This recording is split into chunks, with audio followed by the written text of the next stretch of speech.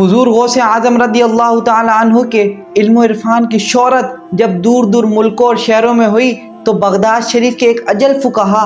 100 فقہا نے آپ کے علم کا امتحان لینے کی غرض سے حاضر ہوئے، اور ان سب فقہا ہر ایک فقیہ نے پیچیدہ مسائل لے کر حاضر ہوا۔ جب وہ سب فقیہ بیٹھ گئے تو حضور غوث اعظم رضی اللہ تعالی عنہ نے اپنی گردن مبارک جھکا لی، اور آپ کے سینے مبارک سے نور کی ایک کرن ظاہر ہوئی جو ان فقہا کے سینوں پر پڑی، جس سے وہ سارے سوالات سلب ہو گئے۔ وہ سخت پریشان ہوئے، سب نے زور سے چیخ ماری اور اپنی پگڑیاں پھینک دی۔ پھر حضور غوث اعظم رضی اللہ تعالی عنہ اپنی کرسی پر جلوہ افروز ہوئے اور ان فقہا کے سب سوالات کے جوابات دیے، اور ان میں سے ہر ایک فقہا نے آپ کے علم اور فضل کا اعتراف کیا۔ حضور غوث اعظم رضی اللہ عنہ فرماتے ہیں، علم مستند ذرائع سے حاصل کر، پھر اس پر عمل کر، پھر اسے دوسروں تک پہنچا،